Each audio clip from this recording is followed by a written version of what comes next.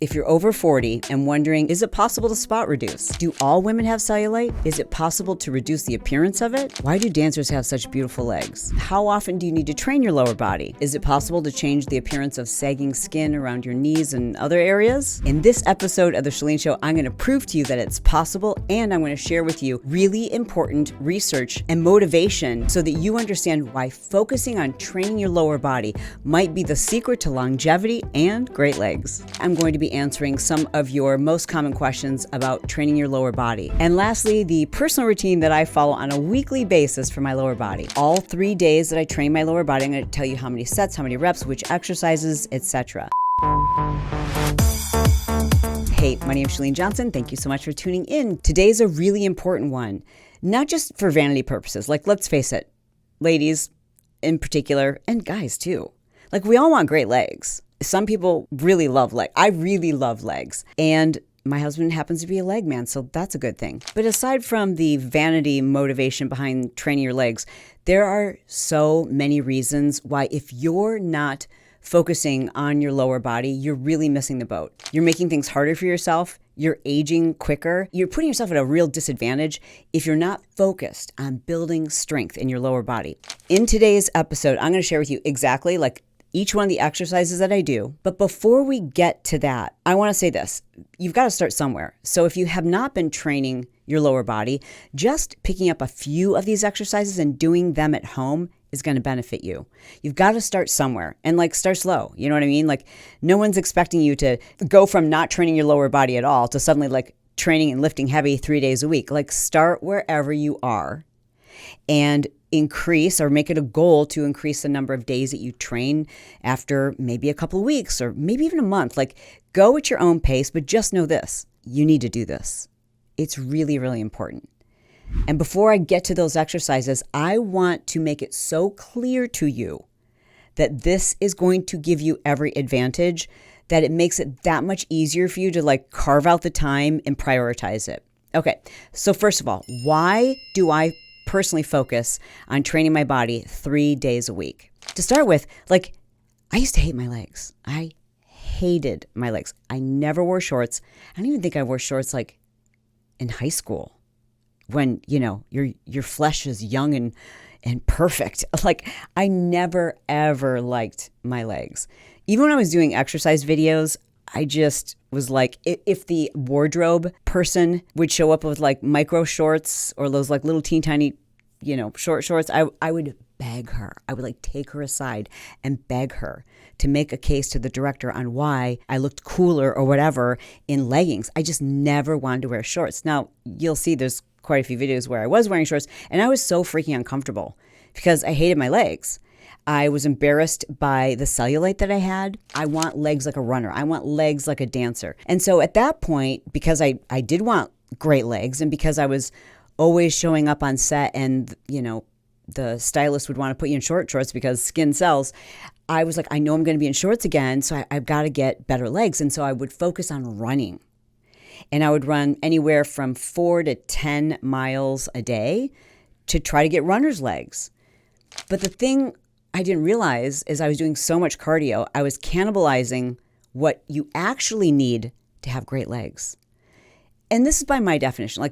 Some people love a straight stick, sorry, no offense, a model leg where there's no muscle. And if you love that, this is not your episode. You can skip this episode because we're going to talk about having shapely, strong, muscular legs and what that does for you. And listen, there's a genetic component to this too. Some people, it's much tougher for them to build muscle, but you should still be attempting to build muscle. And I'm going to explain to you all the reasons why.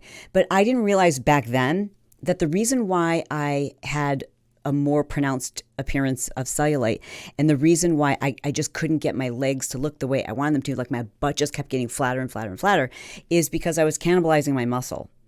Even when I did strength train, I wasn't consuming enough calories, eating enough protein, or giving myself enough adequate rest to grow muscle. You need those conditions and adequate sleep to grow muscle. And once I got out of the fitness industry and I was okay, I really want to focus on living the second part of my life much healthier, figuring out what should I be focused on.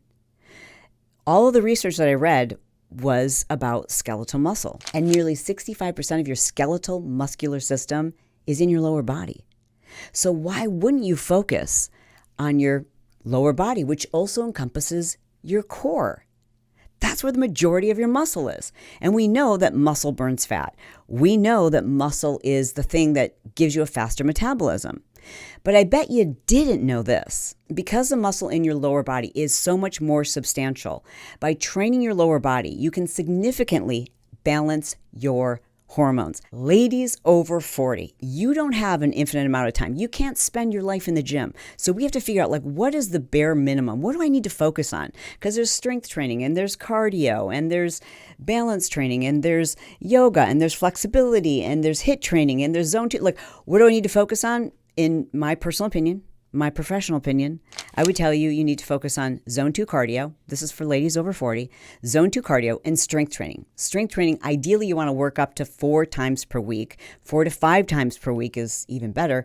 And ideally you should prioritize, if you don't have time to train the whole body, you should prioritize training where 65% of your skeletal muscular system is, and that's your lower body. This is also going to improve your balance, increase the production of human growth hormone, which just makes you look younger. It's also going to increase your testosterone levels, which gives you more energy. Like, you want mojo, which is energy. You want mojo and you want muscle. So if you want mojo, you need muscle, right? So when we talk about feeling more energetic, one of the ways we can do that is by putting tissue in our body that gives us energy. That's muscle. It also helps us to balance insulin. And this means that when our insulin levels are balanced, when our testosterone is up, when we are producing more human growth hormone, all of these things make it much easier to manage our weight and reduce our body fat. By focusing on strengthening the muscles of your lower body, you're going to reduce overall body fat, give your legs definition. And when we reduce body fat and when we put muscle under the skin, that reduces the appearance of cellulite. I'm 54 years old. And I always want to sound humble, but also I want to acknowledge what I've been able to accomplish so that it inspires someone like you who's like, I've never had good legs. I won't ever have. Like, that was me. I would not be caught dead letting someone see the back of my body in a bathing suit in my 30s and even into my early 40s because of the appearance of cellulite. Like, my legs just didn't have the shape that they have today. So what I've been able to accomplish is not because of genetics. It's because I've changed my nutrition and I focus on strength training 3 days a week. By increasing your lower body strength, you also increase brain-derived neurotropic factor. What does that mean? That means that you're going to create more synapses in your brain. It improves your cognition. You're able to think more clearly. It reduces brain fog. It helps to improve insulin sensitivity and it boosts your metabolism. So these two things alone, I mean, that's pretty obvious. That's going to help with weight maintenance. Like, the one thing I hear from so many women, like over 40, over 45, they say, like, I literally feel like I can't eat anything. Like, Chalene, like, the amount of food that I used to be able to eat is crazy. Like, now I feel like I'm living like a bird. It's insane. And I always ask them, like, how much time are you spending lifting heavy? I'm not talking about toning. I don't even know what that term even means. That's for a whole nother video. What I'm talking about is, like, literally building muscle. This is what your body needs now. Think of it as like an investment. Think of it as your retirement fund.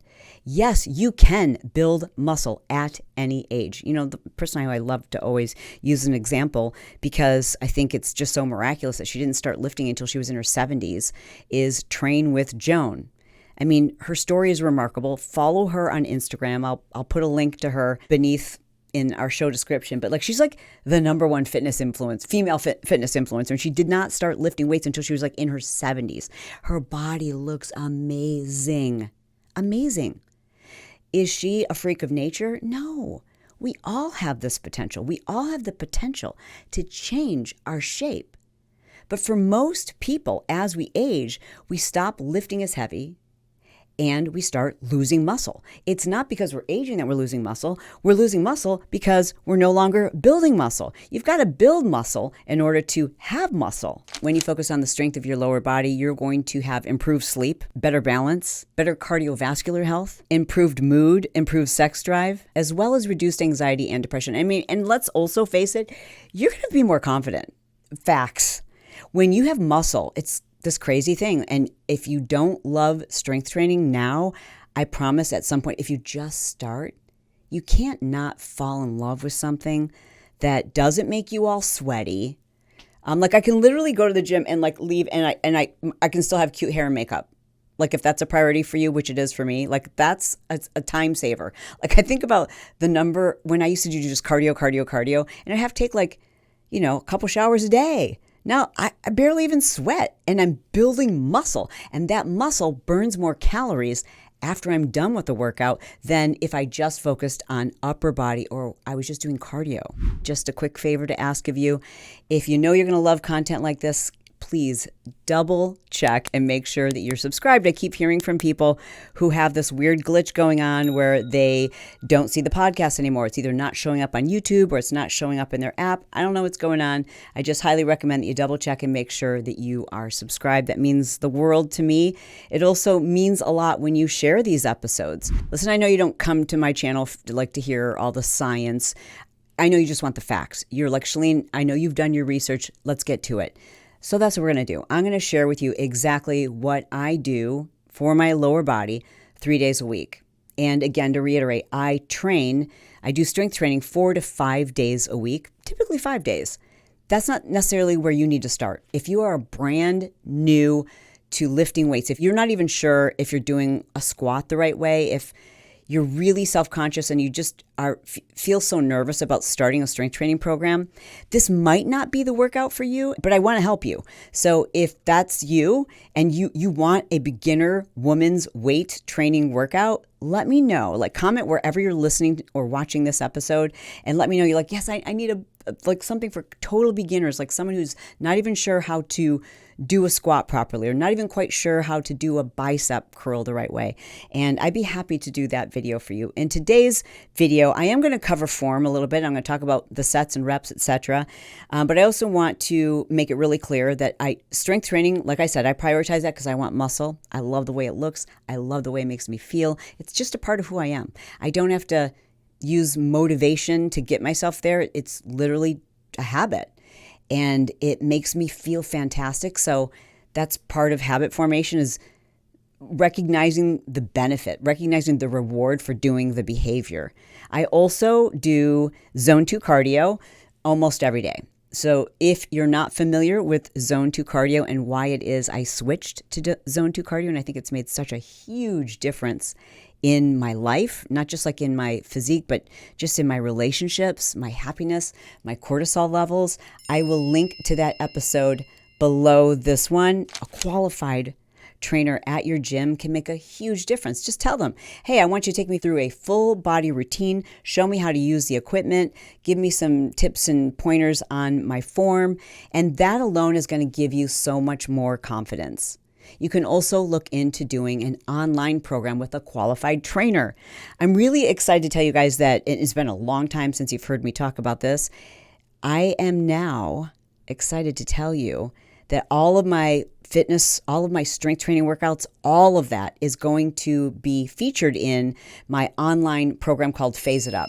If you're not familiar with Phase It Up, I'll put a link to the waitlist below. Again, in our show notes, that's where all my fitness content is going to be featured, primarily strength training, and that will be as of February 2024. So get on the waitlist, more details to come on that. But there are some incredibly great, really qualified personal trainers who understand form and technique on YouTube. I highly recommend that as well. But in the meantime, I just want you to know that if you're motivated to do this, don't wait. Like, take action today, because it's never too late to start. But the time to start is right now. Now I'm going to go through my 3 days of strength training. Before I do, I will say this. I don't do them back to back. If I am super sore and it's only been a day since I worked my legs, then I rest and I'll put 2 days between my legs. But usually I'm doing legs every other day, and it's the way that I break down the different exercises that makes it possible for me to, feel strong and to continue to make gains. Don't forget, you need adequate protein in order to build muscle. And if you're not sure about how to figure out how much protein you should have, I highly recommend the episode I did where I talked specifically about a much easier way to figure out your protein needs. And especially for those of you who are like, don't make me track my macros, like, I can't do it, I hate it, you will love that episode. All right, so let's get to it. Day one. Day one would be Monday, and I'm going to start with the front squat. So this is a day I'm going to focus on my quadriceps. A front squat is different from a back squat because it's kind of forcing us to put our weight on the balls of our feet, which means your knees are going to go out a little further in front of you.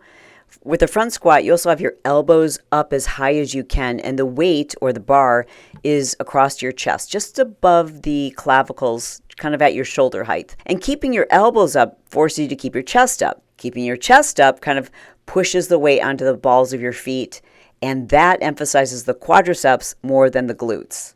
To be honest, I really don't like doing front squats with the bar. I prefer doing them with dumbbells.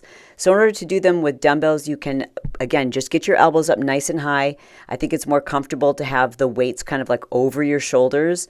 And this takes some getting used to. Most of us are commonly doing a squat where we're focusing on the glutes. Here I'm trying to build the tops of my thighs. So I'm really telling myself, okay, glutes, you can relax. And I'm forcing myself to put the weight into the balls of my feet. For all of these exercises, I am doing 3 sets, typically about 6 to 8 reps. If it's really heavy, I might be doing 5 to 8 reps. The number of reps you're doing is relative to how heavy the weight is. So if you're doing this at home and you have light weights, you're going to do more reps. 3 sets. Moving on to the goblet squat. Okay, so for this one, I'm going to hold a weight underneath my chin. My elbows are kind of pointing down. They're inside my knees. My feet are shoulder width apart. Again, I'm trying to keep my chest up a little bit more than normal. However, this one is both glutes and hamstrings and quadriceps. It's all lower body. Because I have pretty healthy knees, I can go pretty deep into the squat. But they weren't always as healthy. I've learned and strengthened the muscles around my knees. So now I've got better knee mobility, better joint mobility. Don't underestimate your body. At any age, you can improve so much of your mobility. For this next one, I'm in a hack squat machine. If you don't have this machine, don't worry. I'm going to show you how you can modify to do this at home or at the club where you don't have this type of equipment. But I want you to notice what I'm doing here. So I'm playing with the positioning of my feet. If you put your feet at the top of the platform, that's going to focus on your glutes. If you put your feet towards the back of the platform, it puts the pressure on the balls of your feet, which forces you to isolate or more so rely on your quadriceps. You'll probably also notice I don't have any weight on the machine at this point because this is a pretty new exercise for me. It's one that I'm just getting better at. Like my glutes and hamstrings want to take over. So I'm training myself to use my quadriceps to keep the pressure on the balls of my feet. A little creativity, you can also do this one at home. I put a foam roller behind me and against a wall. And then I use the foam roller and press back against it so that I can keep my back upright, just like I did in the hack squat machine. I'm placing all the emphasis on my quadriceps. I'm really thinking about it. I've got pressure on the balls of my feet. I'm trying not to put any pressure on the heels of my feet. And with the weights up on top of my shoulders, as you can see, they're not that heavy. So you might have to do more reps. The number of reps is dependent upon like how hard is it for you. All right, let's move on to the next machine, the hip sled machine.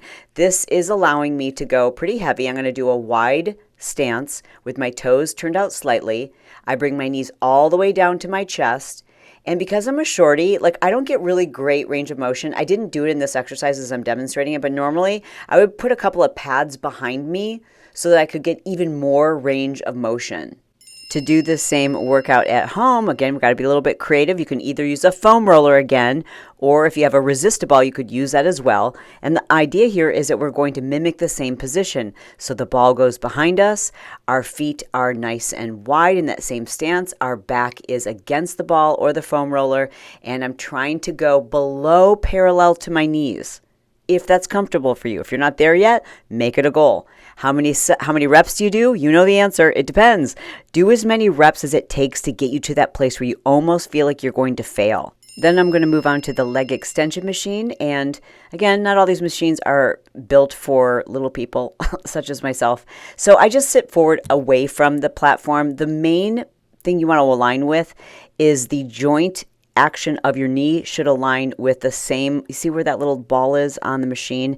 Those two axes need to line up. My feet are flexed At the top of the rep, I'm squeezing. I should be holding it for like a second longer, but I was getting pretty tired, I gotta tell you. To do this exercise with dumbbells is tricky, but it's possible. I'm putting a foam roller under my knees. I'm sitting up on an elevated surface. I mean, you could do this on your couch. The main thing is you have to have your knees up higher. So put a foam roller or maybe roll up a bunch of towels underneath your knees, and then I'm squeezing a weight between my arches and flexing my feet at the same time. I mean, this takes coordination. It's not easy. And you're probably going to have to do a lot more reps because you're using a lot lighter weight, right? So that's okay. Just remember that the goal is fatigue and we have to make do with what we have. So if you can go heavier than this, great. But practice first with a lighter weight to make sure you have control over the movement. 3 or 4 sets if you want. And again, the number of reps depends on how heavy your weight is. Now we're going to do a Bulgarian split lunge with the back foot elevated up on something. You could use the lowest step on your staircase or if you've got a bench. But I want to tell you this, put those weights up on your shoulders. It makes a huge difference versus just putting them down at your sides. Now do as many as you can with the weights up on your shoulders, and then you can lower the weights down by your sides to get just a couple of extra reps in. I have the weight on the heel of my forward leg and I'm trying to go as low as I can. If you'll notice, I'm taking it below parallel to my knee so that I really get the extra, that pump in the glutes. This really helps to round out the booty. Hey, before we get to the next workout, can you do me a favor? Can you make sure you've liked this video and drop a comment below and ask me any question you want about strength training or some of the exercises you're seeing or the equipment or anything. All right, next workout. So let's assume now it's Wednesday. I'm going to focus on glutes and hamstrings. I love this machine so much because I can go so much heavier than I normally could. So I will use the hack squat machine. You could also do a sumo deadlift if you don't have a hack squat machine. These two exercises are probably, in my opinion, like the best for rounding out the booty. You've got all the pressure on your heel, toes are turned out slightly, and I think you're going to be shocked at how heavy you're going to be able to lift. Then I do an exercise that back in the day, we used to call this a sissy squat. Well, that's not the appropriate term for it anymore. The updated term, we call it a knee squat. And I think it's a better term for it anyways because it's basically what it feels like. So you're going to put your heels elevated up on something. I recommend you use like a dumbbell. If you don't have the wedge that they have at a lot of gyms, they have like a little platform they can put your heels up on. Your knees are sealed together. Imagine your thighs. You're squeezing your thighs together as much as possible. You hold the dumbbell in at your chest and you do basically a knee squat. So you're allowing your knees to go forward. You're trying to keep your back as upright and as perpendicular as possible. Very different from doing a squat for the glutes. This is for the quadriceps. After the knee squat, then I'm going to do hamstring curls. I'm going to do this on a machine. If I'm at the gym, I'm going to use a resistable and perform those hamstring curls laying on my back with my heels up on the ball if I don't have a machine to do it on. 3 sets, as many reps as you need to do to reach a failure or momentary failure to almost reach fatigue. Then I'm going to move back to the quadricep extensions. So a quad extension machine, leg extension machine if you're at the gym. If you don't have that equipment and you're doing this from home, then you want to put the foam roller underneath your knees and do the same exercise that I talked about doing on Monday. Back to the booty, and we love a sumo deadlift. So you're taking your feet nice and wide, your toes are turned out, and you're basically doing a deadlift, which means you're kind of hinging at the hips. You're pushing your butt backwards, a slight bend at your knee, but just think about like pushing your butt backwards in that sumo squat. Now I'm doing this with a barbell and it's pretty heavy. I love doing this with a kettlebell as well. And the key here is just like focus on keeping your core really tight and you keep your hands very close to your knees. I'm kind of sliding my hands down my knees and thinking about driving my glutes backwards. From the squats, then I'm going to move on to using the cable machine. I put the band around my ankle and I'm doing a nearly straight or at least a stiff-legged side lift. So I'm focusing on doing abduction, ABD, abduction. You could also do the abduction machine, or again, if you're doing this at home, you're going to put bands around your knees. You're going to kneel and you're going to do kind of like what do we used to call those? A fire hydrant lift. Now we're on the 3rd day of the week that I would be doing legs. This day I would start with a straight leg deadlift. I like to do this elevated. So, it gives me a couple of inches further range of motion. Then I'm going to do single leg step-ups. Single leg step-ups, I'm using a really big platform. I think it's like about 30 inches. But use what you have, you know. I use a weight in one hand, and I use the other hand to make sure I can keep my balance. And I just will do, you know, again, depends on how heavy the weight is. If it's a lighter weight, I'm going to do more reps. Single leg step-ups, 15, 20 per leg switch. From there, I'm going to move on to putting the band around my lower leg, like around the calves. So get yourself a booty band. I will link to it below in our show notes.